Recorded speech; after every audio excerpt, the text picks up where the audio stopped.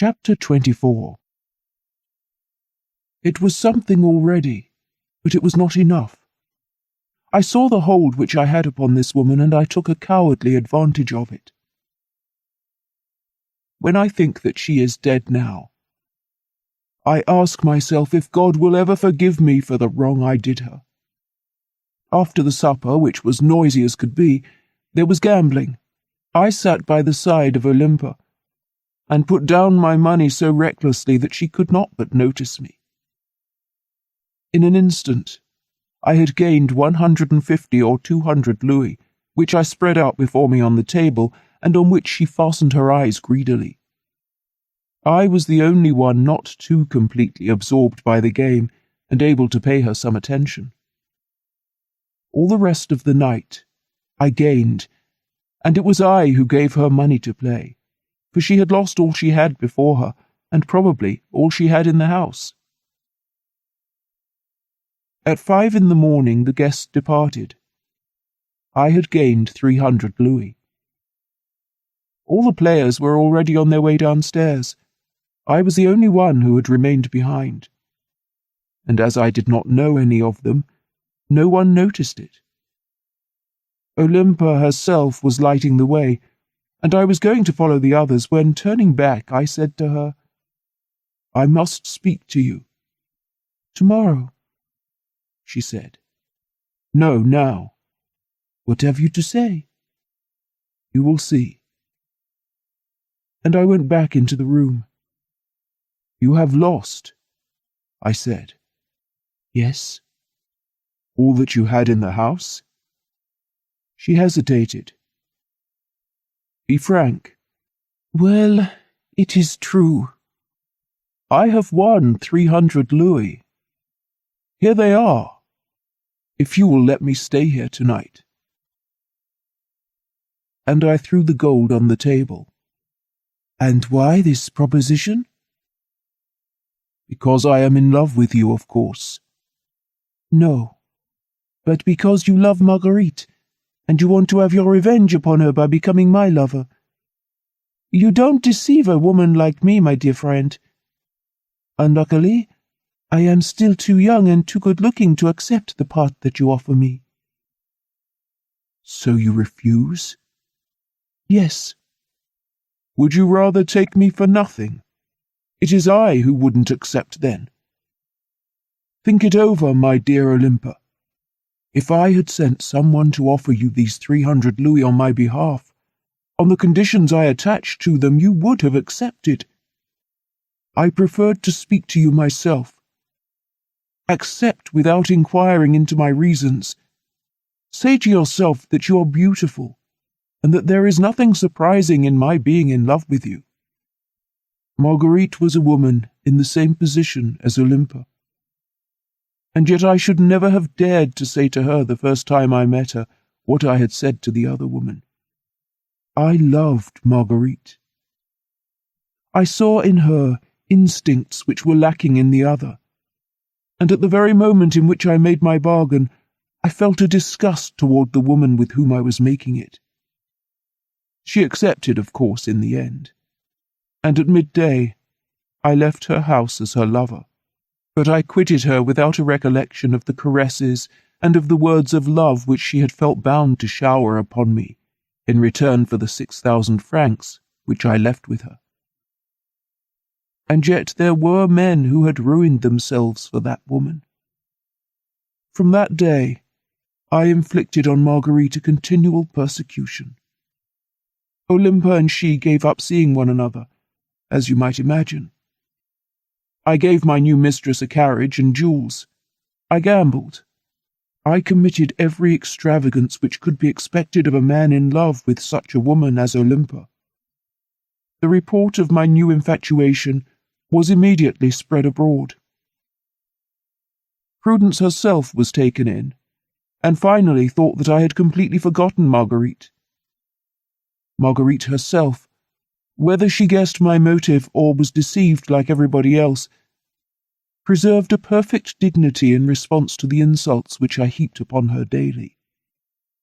Only she seemed to suffer, for whenever I met her she was more and more pale, more and more sad. My love for her, carried to the point at which it was transformed into hatred, rejoiced at the sight of her daily sorrow. Often, when my cruelty toward her became infamous, Marguerite lifted upon me such appealing eyes that I blushed for the part I was playing, and was ready to implore her forgiveness. But my repentance was only of a moment's duration, and Olympia, who had finally put aside all self-respect, and discovered that by annoying Marguerite she could get from me whatever she wanted, constantly stirred up my resentment against her, and insulted her whenever she found an opportunity, with the cowardly persistence of a woman licensed by the authority of a man. At last, Marguerite gave up going to balls or theatres for fear of meeting Olympia and me. Then direct impertinences gave way to anonymous letters, and there was not a shameful thing which I did not encourage my mistress to relate, and which I did not myself relate in reference to Marguerite. To reach such a point, I must have been literally mad. I was like a man drunk upon bad wine, who falls into one of those nervous exaltations in which the hand is capable of committing a crime without the head knowing anything about it. In the midst of it all, I endured a martyrdom. The not disdainful calm, the not contemptuous dignity with which Marguerite responded to all my attacks, and which raised her above me in my own eyes, enraged me still more against her. One evening Olympia had gone somewhere or other, and had met Marguerite, who for once had not spared the foolish creature, so that she had to retire in confusion. Olympia returned in a fury, and Marguerite fainted and had to be carried out. Olympia related to me what had happened, declared that Marguerite, seeing her alone, had revenged herself upon her because she was my mistress, and that I must write and tell her to respect the woman whom I loved, whether I was present or absent. I need not tell you that I consented, and that I put into the letter which I sent to her address the same day everything bitter, shameful, and cruel that I could think of. This time, the blow was more than the unhappy creature could endure without replying. I felt sure that an answer would come, and I resolved not to go out all day. About 2, there was a ring, and Prudence entered. I tried to assume an indifferent air, as I asked her what had brought her, but that day Madame Duvernois was not in a laughing humour, and in a really moved voice she said to me that since my return, that is to say for about 3 weeks, I had left no occasion untried which could give pain to Marguerite, that she was completely upset by it, and that the scene of last night and my angry letter of the morning had forced her to take to her bed. In short, without making any reproach, Marguerite sent to ask me for a little pity, since she had no longer the moral or physical strength to endure what I was making her suffer. That Mademoiselle Gautier, I said to Prudence, should turn me out of her own house is quite reasonable, but that she should insult the woman whom I love under the pretence that this woman is my mistress is a thing I will never permit. My friend, said Prudence, you are under the influence of a woman who has neither heart nor sense. You are in love with her, it is true, but that is not a reason for torturing a woman who cannot defend herself. Let Mademoiselle Gautier send me her Comte de N, and the sides will be equal. You know very well that she will not do that. So, my dear Armand, let her alone. If you saw her, you would be ashamed of the way in which you are treating her. She is white. She coughs. She won't last long now. And Prudence held out her hand to me, adding, Come and see her. It will make her very happy." "I have no desire to meet Monsieur de N." "Monsieur de N is never there. She cannot endure him." "If Marguerite wishes to see me, she knows where I live. Let her come to see me, but for my part, I will never put foot in the Rue d'Antin." "Will you receive her well?" "Certainly." "Well, I am sure that she will come." "Let her come." "Shall you be out today?" "I shall be at home all the evening." "I will tell her." And Prudence left me. I did not even write to tell Olympia not to expect me. I never troubled much about her, scarcely going to see her one night a week. She consoled herself, I believe, with an actor from some theatre or other. I went out for dinner and came back almost immediately. I had a fire lit in my room, and I told Joseph he could go out. I can give you no idea of the different impressions which agitated me during the hour in which I waited. But when, toward 9 o'clock, I heard a ring, they thronged together into one such emotion that, as I opened the door, I was obliged to lean against the wall to keep myself from falling. Fortunately, the anteroom was in half darkness, and the change in my countenance was less visible. Marguerite entered. She was dressed in black and veiled. I could scarcely recognize her face through the veil. She went into the drawing-room and raised her veil. She was pale as marble. "I am here, Armand," she said. "You wished to see me, and I have come." And letting her head fall on her hands, she burst into tears. I went up to her. "What is the matter?" I said to her in a low voice. She pressed my hand without a word, for tears still veiled her voice.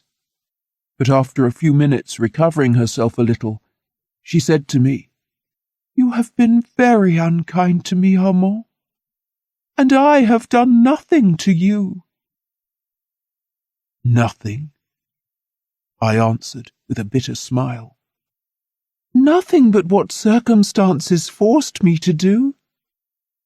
"I do not know if you have ever in your life experienced, or if you will ever experience, what I felt at the sight of Marguerite.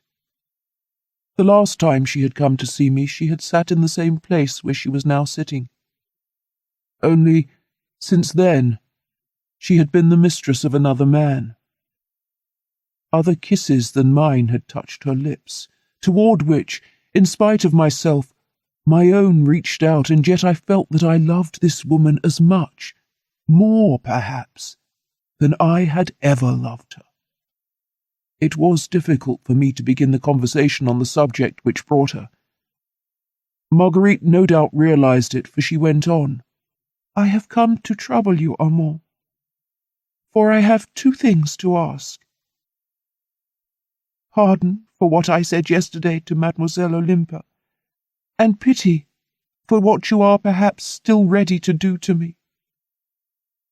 Intentionally or not, since your return you have given me so much pain that I should be incapable now of enduring a 4th part of what I have endured till now. You will have pity on me, won't you? And you will understand that a man who is not heartless has other nobler things to do than to take his revenge upon a sick and sad woman like me. See, take my hand. I am in a fever. I left my bed to come to you and ask, not for your friendship, but for your indifference." I took Marguerite's hand. It was burning, and the poor woman shivered under her fur cloak. I rolled the armchair in which she was sitting up to the fire. "Do you think, then, that I did not suffer?" said I. "On that night when, After waiting for you in the country, I came to look for you in Paris, and found nothing but the letter which nearly drove me mad. How could you have deceived me, Marguerite, when I loved you so much? Do not speak of that, Armand. I did not come to speak of that. I wanted to see you, only not an enemy, and I wanted to take your hand once more. You have a mistress. She is young, pretty. You love her, they say. Be happy with her and forget me. And you? You are happy, no doubt? Have I the face of a happy woman, Armand? Do not mock my sorrow, you who know better than anyone what its cause and its depth are. It only depended on you not to have been unhappy at all, if you are as you say. No, my friend. Circumstances were stronger than my will. I obeyed, not the instincts of a light woman, as you seem to say, but a serious necessity, and reasons which you will know one day, and which will make you forgive me. Why do you not tell me those reasons today? Because they would bring about an impossible reunion between us, and they would separate you, perhaps, from those from whom you must not be separated. Who do you mean? I cannot tell you. Then you are lying to me. Marguerite rose and went toward the door. I could not behold this silent and expressive sorrow without being touched. When I compared in my mind this pale and weeping woman with the madcap who had made fun of me at the Opéra Comique. You shall not go, I said, putting myself in front of the door. Why? Because in spite of what you have done to me, I love you always, and I want you to stay here. To turn me out tomorrow? No, it is impossible. Our destinies are separate. Do not try to reunite them. You will despise me, perhaps, while now you can only hate me. No, Marguerite, I cried, feeling all my love and all my desire reawaken at the contact of this woman. No, I will forget everything, and we will be happy as we promised one another that we would be. Marguerite shook her head doubtfully and said, Am I not your slave? Your dog? Do with me what you will. Take me. I am yours. And throwing off her cloak and hat, she flung them on the sofa and began hurriedly to undo the front of her dress, for, by one of those reactions so frequent in her malady, the blood rushed to her head and stifled her. A hard, dry cough followed. Tell my coachman, she said, to go back with the carriage. I went down myself and sent him away. When I returned, Marguerite was lying in front of the fire, and her teeth chattered with the cold. I took her in my arms. I undressed her, without her making a movement, and carried her, icy cold, to the bed. Then I sat beside her and tried to warm her with my caresses. She did not speak a word, but smiled at me. It was a strange night. All Marguerite's life seemed to have passed into the kisses with which she covered me, and I loved her so much that in my transports of feverish love I asked myself whether I should not kill her, so that she might never belong to another. A month of love like that, and there would have remained only the corpse of heart or body. The dawn found us both awake. Marguerite was livid white. She did not speak a word. From time to time, big tears rolled from her eyes and stayed upon her cheeks, shining like diamonds. Her thin arms opened from time to time to hold me fast, and fell back helplessly upon the bed. For a moment it seemed to me as if I could forget all that had passed since I had left Bougival, and I said to Marguerite, "Shall we go away and leave Paris?" "No, no," she said, almost with affright.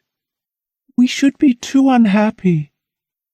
I can do no more to make you happy, but while there is a breath of life in me, I will be the slave of your fancies.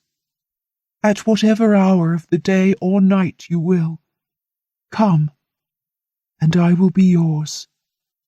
But do not link your future any more with mine. You would be too unhappy, and you would make me too unhappy. I shall still be pretty for a while. Make the most of it, but ask nothing more." When she had gone, I was frightened at the solitude in which she left me. 2 hours afterward I was still sitting on the side of the bed, looking at the pillow which kept the imprint of her form, and asking myself what was to become of me between my love and my jealousy. At 5 o'clock, without knowing what I was going to do, I went to the Rue d'Antin. Nanine opened the door to me. "Madame cannot receive you," she said in an embarrassed way. "Why?" "Because Monsieur le Comte de N is there, and he has given orders to let no one in." "Quite so," I stammered. "I forgot." I went home like a drunken man, and do you know what I did during the moment of jealous delirium which was long enough for the shameful thing I was going to do? I said to myself that the woman was laughing at me. I saw her alone with the Count, saying over to him the same words that she had said to me in the night, and taking a 500-franc note I sent it to her with these words: "You went away so suddenly that I forgot to pay you. Here is the price of your night." Then, when the letter was sent, I went out as if to free myself from the instantaneous remorse of this infamous action. I went to see Olympa, whom I found trying on dresses, and when we were alone she sang obscene songs to amuse me. She was the very type of the shameless, heartless, senseless courtesan, for me at least, for perhaps some men might have dreamed of her as I dreamed of Marguerite. She asked me for money. I gave it to her, and, free then to go, I returned home. Marguerite had not answered. I need not tell you in what state of agitation I spent the next day. At 9:30 a messenger brought me an envelope containing my letter and the 500-franc note. Not a word more. "Who gave you this?" I asked the man. "A lady who was starting with her maid in the next mail for Boulogne, and who told me not to take it until the coach was out of the courtyard." I rushed to the Rue d'Antin. "Madame left for England at 6 o'clock," said the porter. There was nothing to hold me in Paris any longer, neither hate nor love. I was exhausted by this series of shocks. One of my friends was setting out on a tour of the East. I told my father I should like to accompany him. My father gave me drafts and letters of introductions, and 8 or 10 days afterward I embarked at Marseille. It was at Alexandria that I learned from an attaché at the embassy, whom I had sometimes seen at Marguerite's, that the poor girl was seriously ill. I then wrote her the letter which she answered in the way you know. I received it at Toulon. I started at once, and you know the rest. Now you have only to read a few sheets which Julie Duprat gave me. They are the best commentary on what I have just told you.